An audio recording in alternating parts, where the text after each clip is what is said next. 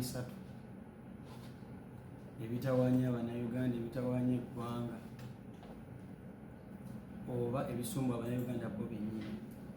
Ze zimu ku nsonga zetujje tubayisizeemu bigenda mu social media, ebisumbwasumbwa abantu ebitagwa abantu Abannayuganda okubanga okulipira kufuuse okulipira, olwanira obukulembeze kufuuse olwanira obukulembeze, numbers zifuuse numbers. Abantu abasinga ne babanga bavudde ku mulamwa ne bakozesa ne bannaabwe ensobi oba ne bateeka bannaabwe mu mbeera enzibu ennyo. Mu bulamu buno tutambula nga tulina bye tuyiga n'ensobi ze tuba tukola buli lunaku oluyita. Abannayuganda ebasumbwa si bingi oba mulongo baba bantu ba milioni ng'eja milioni ng'esatu. Waliwo anyiiza, waliwo gwe banyiiza, waliwo n'anyiigirako, ekitegeera. So kati oyo asinga okwawo bonna abasatu okuba omuntu asinga okuba ow'obulabe essaawa zino. Omuntu asinga okuba obulabe mu kubasatu kwanyiiza gwe banyiizizza n'anyiigirako. Anyiigirako yasinga okuba obulabe. Kamiro nakuba kibooko ate gundi najja n'eccupa bamutyanino atambulira kamiri jebbe. Oyombe ne kamiliyoni yakunyiza kamiliyoni onyiza kamiliyoni nakuba kibooko jebbe ajja n'eccupa anyiigidde kaani oba yangamula. Abantu bamulaba nga bano bavubuka onyiza alien skin champion gudo nakuba eccupa yembeera kati bweri. Kitegeeza omuntu oyo anyiigirako omuntu yaba alina ekyokupuluvinga, aba ayagala ye akakase bamwagale, era bwe basinga okuba nga bagwa mu nsobi oba noleeta obuzibu. Kitegeera abaana boogera ebigambo ku social media, gwe boogeddeko n'abayizi nibo waliwo abanyiigirako, abo abanyiigirako najja n'akola ti waliwo by the way nga nkyali mu high school oba nga nkyali mu primary baki high school ye Dubai primary oba baba. Okay, nga ndi mu primary, this by the this true story. Nga ndi mu primary na meeting nalinako kyali wange nga is a close friend of mine, nga tutambula naye enjala etuluma lwali lwaggulu twaliwe by the kimanya kigambo primary fe tusoma primary school Abannayuganda bagitegeera. Nali mu primary school nekyali wange twali tusomera Masindi, twasomeranga mu boarding. Masindi ame boarding. Kati nga omanyi abaana b'ekisulo enjala ebeetuluma. Wenvudde njagala mpisemusa kinyitene abantu bafune okutegeera, bafune nekye bategeera nti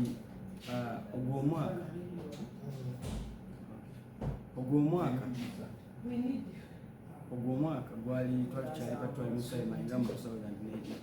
someday ekitegeera. Kati ezo ennaku nalina ekiro ntamba tusanga omunodhana yali muwanvu bulungi, ffe nga tuli bampi tuli bato naye nga tumusinga class. Ekitegeera twali tumusinga class etwamusanga neŋŋamba naye omanyi ono talina kyatugambayo. Bwe namuyimirira kyali wange obafuna obutakana nekyalo kyali nga taniko musindika nga nziza emikono nga nabagaaya alabika ayinza azoli ate nga tumusinga class naye tumusinga n'obukulu naye nga tusinga emibiri n'ekiwamu. So neŋŋamba naye mwana kanyingirire nonireko kyali wange tusobole okugusa kyetwagala okukola okugusa. Bwebasembera kyalo wange ekibayembawemba nensindika gayi nga mu bwongo bwange mmanyi kugenda mupambana aba babiri nga nsindika faladenaomoyagawabana muddamu musindika gwe nali ntaasa emirimu ebali nze tebankuba kyogamba bakugaba fala yankuba nga buli kikonde kyempuba tekimutuuka ngaemikono ba byali mimbi nga ngenda netulabe nga sirapu ekwata ngenda oba ekikono enkuba yokka gye yankubamu yandeetera okulowooza boy nga siryangu so kati mulema tulina okubanga tuba tuyita nti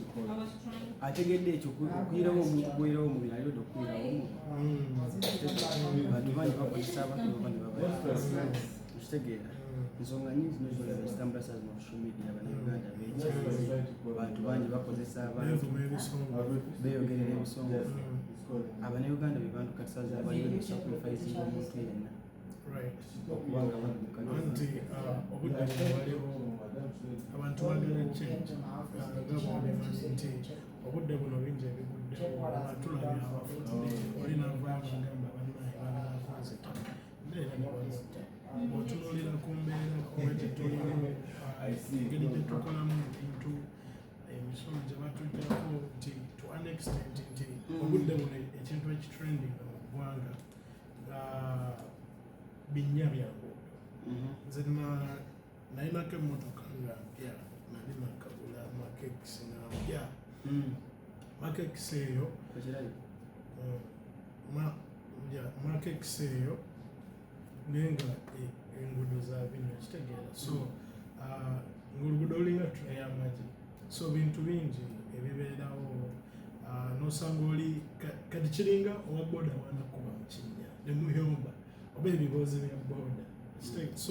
so nze ngamba obusungu ndowooza abantu balina obusungu bungi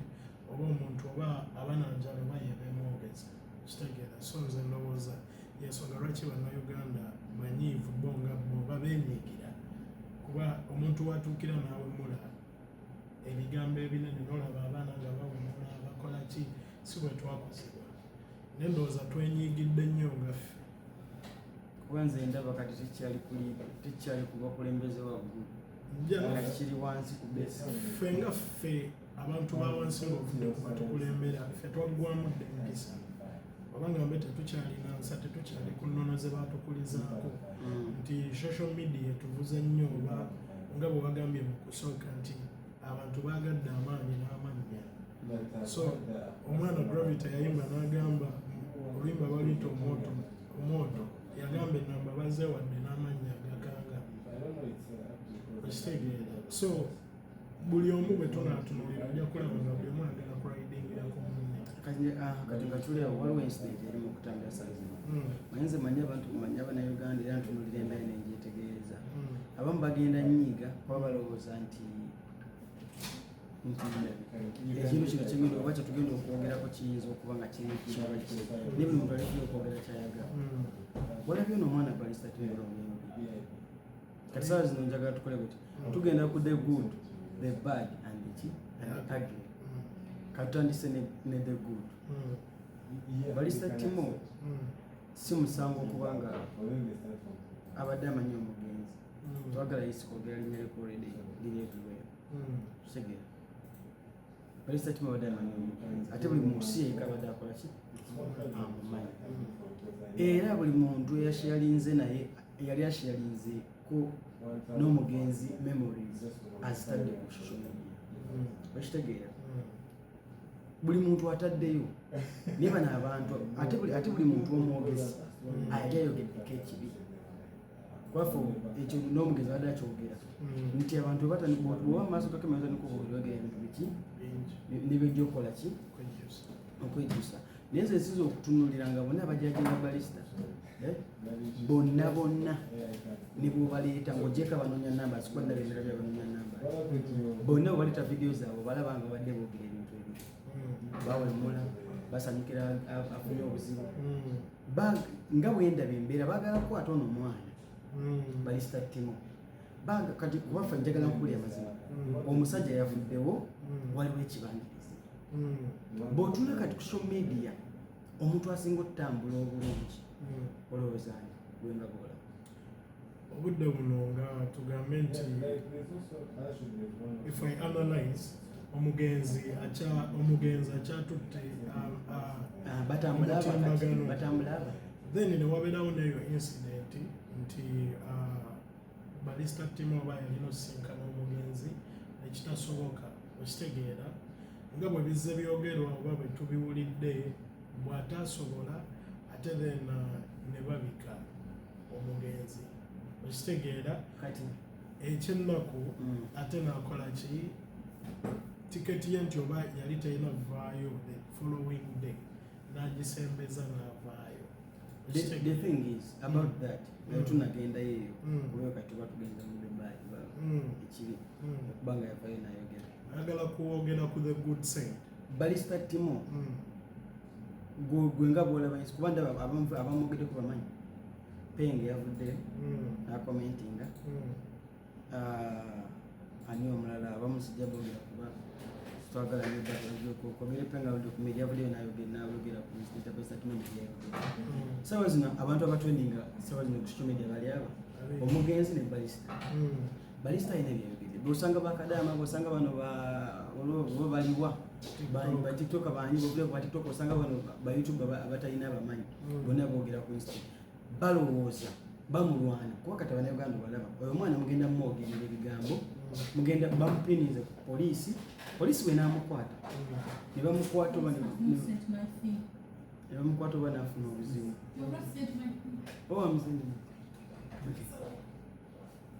so bwe banaamukwata n'afuna obuzibu bajja kugamba nti afunye obuzibu olaba Timo afunye obuzibu naye teyandifudde tubadde tumwagalawo okitegeera n'ensawo zino bamupushinga simanya poliisi batambuza ebipande social media lwaki Abannayuganda bayuza oba lwaki baagala omuntu atuuke ku kyamu bamale bagambe ekisolo. Ugandans ngaffe tulina emitima emibi nti kebe oba famire yo oba mikwano gyo oba like I don't know naturally abantu twakyuka okitegeera obudde buno waliwo abogerera Timo obubi okitegeera naye ate waliwo abanoonya just content nga bakimanyi nti omwana talina kakwate konna ku byagwawo kituufu why do you have to push him into a deep hole lwakuba yayogedde ate nga nemumwogera because they're looking for numbers kati njagafuna obuzibu oba polisi bwemukwata ogenda mufiriza wano mulimu gwe bw'atuuka e Uganda nga bwe yaddise okuba yaddise ati dakkirizibwa okutya oli Dubai you know how simple it is to get a ticket kati bw'ogenda katusobola okudda enkya oba you can say you know tempo nfunye ticket enkyankomeo period kubanza mbamanyi system naye omuntu yena tamanyi system yakyogamba yafunye atya ticket eyamangu because tamanyi ki system tatambulanako bakute Timo bamutaddeyo embwa zimulumi embwa bwe zinaamala omuluma n'afuna obuzibu they will be the people to say free Timo first of all baba bamukoze eki simanya abadde ki afunye obuzibu bamale bajje tuzize kwetonda bye twayogera omwana yali talina kakwate that's what they do era walabye Mighty Family bafuddeyo n'agamba omugenzi taita byonna nabikoze nazinya amazina nayogedde ebigambo nga omugenzi afudde naye mbadde nsaba neetonde. You see, after you got the problem, then they will come in and say kati bakibableminga Timo yayogedde okwogera abantu boogera kagambayo kino ekisooka ku Mighty yagwa kyakubiri anoonya relevance nalabako video before I think few days back Timo naye nga beetwalaganya namugamba afune omulimu omutuufu gwakola nzijukira n'omugenzi naye yalinga akibuuza yakibuuzaako namubuuza okolaki bw'abanga ali righteous obanga bw'ayogera kuba tetugenda ate kukkiriza mujje mutuvume ate olw'okuba mugenda twetondera kuba si gwasoose okukikola tumulabye ennyo ng'abambira abaana bangi ono omwana gwe baliko omwana omuto anoonya bulamu bwe weewaawo ekintu kyamugwiridde it was a coincidence nti yazze Uganda ng'alina byalina okukola meeting yaabwe yali abantu aba basatu kwayinoberako omugenzi kwayinoberako Blonoke kwayinoberako naye nga balina meeting nga Philip era Blonoke yagambye nakuba essimu nembuuza Barista oliwa so it was a 3 people meeting lwaki ono omwana bwe mba nange ngenda ku meeting neŋŋamba mbadde ngina meeting MC naye ate bwe wali wabadde bwe bwafunidde obuzibu ntya okusinzira wano Dubai osogamba ndi safe ko because it's not easy okuba omuntu ofuna ki lwansonga ne bwokola omuntu ekikyamu singa batera okutrackinga baba bakwagadde. So kati ebiseera ebisinga Abannayuganda kye bakola bweba tebaagala muntu kasa zino batidde balowooza oba timagenda tekinga over olaba ne Uganda okujjako nga tebannagamba nti bakunola ne poliisi ekola of course. Era omuntu ali yagamba nti Uganda poliisi tekola tebannakugamba nti bakunoonya byonna osobola obyogera kati ekisinza obbatiisa olowooza ekisinza obbatiisa kubanga buli muntu avudde ayogerera timu agenda tola social media kye batya ekisinza obbatiisa koza omwana obudde yaliko alinga nti omugenzi yamulekedde bo balaba bekolin kati akaseera kati ali mu budde bwe obudde bwe kuba ndaba boogera buli muntu ali mu budde bwe naawe kati eno season ye omanyi kye bayita ebirobyo these are his nights kitiisiza buli muntu avadde namwogerera kuba ndaba simanya you know if they want you to pin you in something bagamba batandika okugamba poliisi ejja kukunoonya weeyogeza kyanagwe ku bonna abagamba kyanagwe okebera vidiyo zaabwe somehow somewhere balina ebibayogera ku bafudde balina ebiboogedde ku poliisi yennyini so kwegamba bangi bengaba abayogedde nalabyeko ku matake nga acelebratinga nti omugenzi nti ne bwafa bibadde tebimukwatako ne bamubuuza nsonga kijyo nagamba yanvuma oba yanjogerera okitegeera neneebuuza eri ensa yakomawo nti mu biseera by'obuzibu tulina okukwatagana ate ne tubeera ffenna okitegeera so bonna aboogera oyogera nga tekiri ku ggwe oba tekiri ku mwana oba ku muganda so aboogere naye n'ensi ekyuka okitegeera so solowooza nti obudde buno oli wakabi oli bulungi olina kyolya oba na buli kimu olina amaanyi bebo be bagamba nti balina amaanyi ngensi batya twali b'amaanyi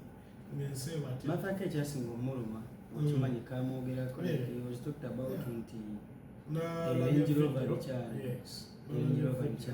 naye ebiseera ebisinga bantu bannyo naye bene Katikkiro ayogera naye that's their business twaganya enjira mu business za ate n'Abannayuganda kati gundi yavuddeyo neyeetonda netwaganya ogenda mu system omanyira nti amaanyi g'omuntu bw'osanga ebikonge ebyamaanyi nga Oweekitiibwa Katikkiro ng'avuddeyo n'ayogera ebyamuluma kuba the end of the day buli muntu wasolya nze kyembirivinga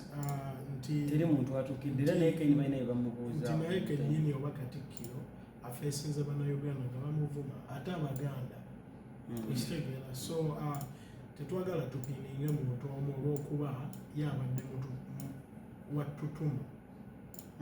okitegeera naye ng'ate waliyo abalala eno abawemula twalaba Penge yasemberera Katikkiro yakyali Sweden Penge najja ani yali amusinga obumula Buganda so people change naye ng'aboogerera Timo bakola kibi nze ndaba bagenda mu frustratingako kintu eyo big w capital wanted ate nga omusajja oli yabadde lovely omusajja yabadde welcoming okitegeera yabadde welcoming kati obuzibu bw'awa bwakola ki bw'abanga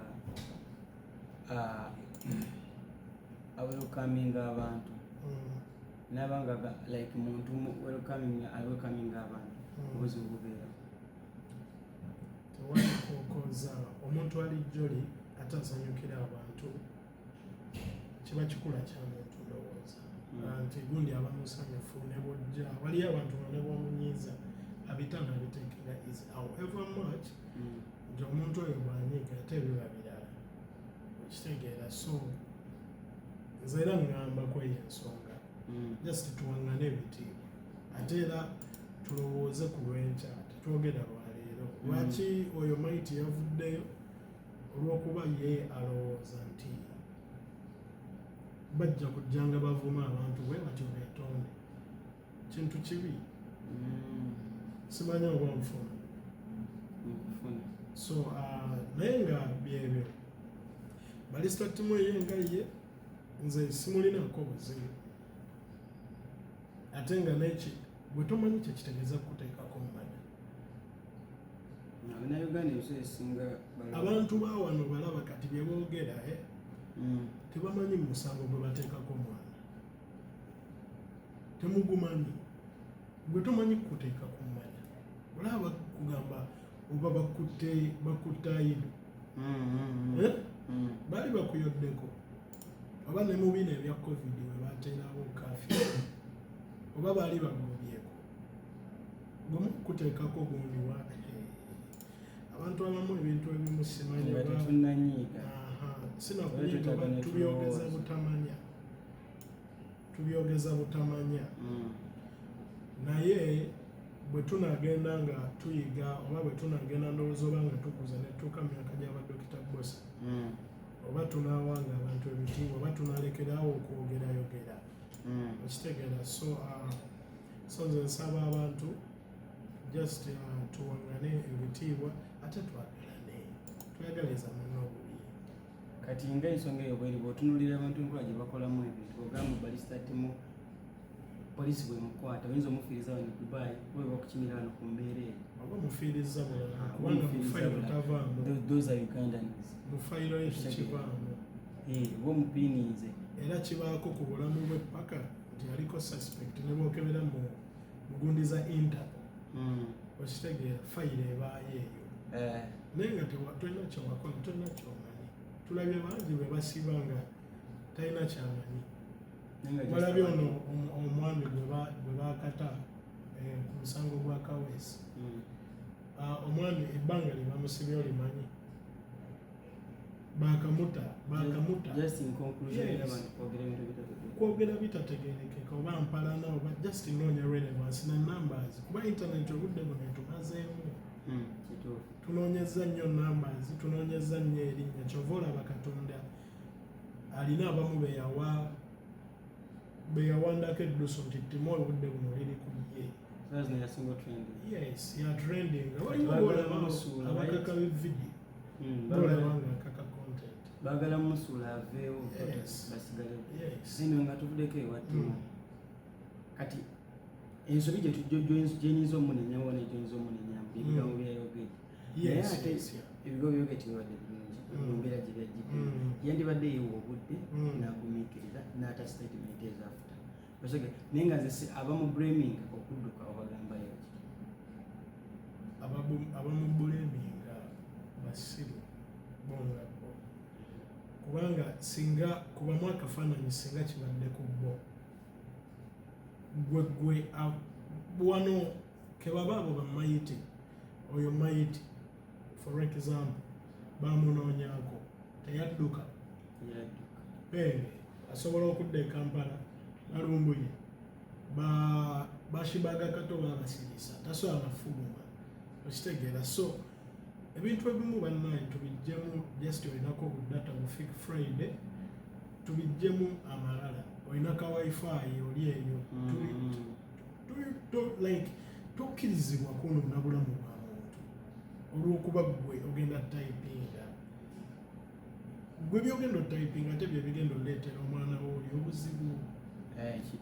okitegeera. So most people bagira out of excitement. Timo naye kyemunenyamu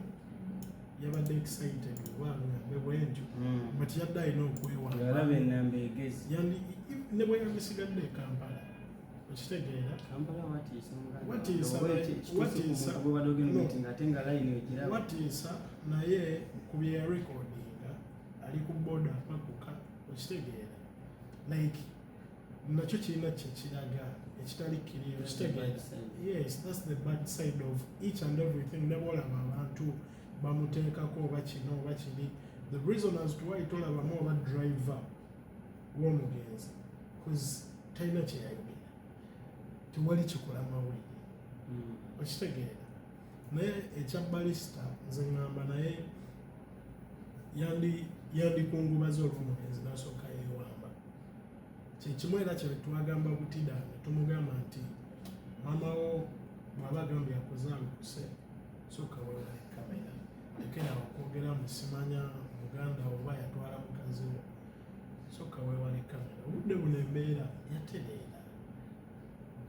n'asanga pasita Bugembe n'amugamba tugenda gende wa maama ffenna tumwegayirire so bw'otunuulira embeera eyo most times ebintu ebitujjako excitement okitegeera so byebyo just Timo alina obudde buno akaseera kati kaalimu kozi yaliko nakwebeereramu just ate n'okulowooza ennyo okusinga ku bagenda okuba n'amayiti family tamuli bulungi. Yes, alina naawe beewala omuntu n'omulaba nga ataliiwo notazaayo kuba buli lwayogera ndaba ayogera ku tabula. Yes, so buli lwayogera anti naye ayinza okubawulira amaanyi beeweewola galina obudde ku internet kwali kyebava baguli muntu amulwanya. Yes, ku internet kwo kati obudde ayinako amaanyi kati baako ekigambo kyogamba Timo tumukubeeko. Timonze amagezi gensobola okukuwa nze I know we've met on several occasions neze kyensobola omugamba nti alowooza nnyo obudde buno cause alozezzaako ne bye bamutaddeko oba n'ebigambo alabye kyebivaamu nti byassizza kyaliiwe ate naye the same thing it can happen okitegeera so nze ngamba ebitalina makulu tobiwa makulu. Okay, nga tuvudde awo abantu bakyuzinze zali obutakungubaga kiryokedde jasogera nga bibiri tubeeko zali ne bwe yandikungubaze bannaaye temuteekako bantu mbeera ne bwe yandikungubaza omugenzi teyandikomyewo omuntu bw'aba takoze kintu tekitegeeza ate kumwogerera because is a socialite bantu bameka abatakungubaza e Uganda olw'okuba tebabamanyi bwe ki ekikulowoozesa nti Dubai Eye olw'okuba tepositinze gundi nti emuwala oba olumu abantu baba bizi omukazi yabadde kwanemu bakamuwa okitegeera so sometimes waliwo embeera wotuuka nga toyagala kuleeta abantu badi energy oba kwonoonera oba anemonyo oba wonna oba ka vacation woli ye bw'alijja oba bw'ali bafunye interview n'omuntu ne bakimubuza alituwa view ye but tetugenda mujajinga ayina right. Yes, nga tuvudde awo kubanga n'ekisooka omugenzi yagambanga oba ani oyo Sakibu nti mwana wa Ssenga okitegeera naye naye kennyini talina yapositinza so kyekyo kyegambye nti sometimes olina okutwalamu obudde like you don't rush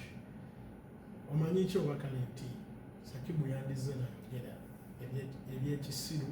oba out of obusungu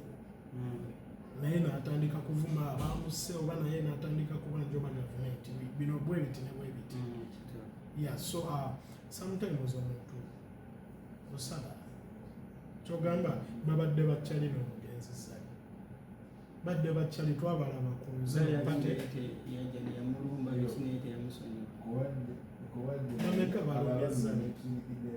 naye mujasi nasalawo yamwogera kutalina kyeyamuddamu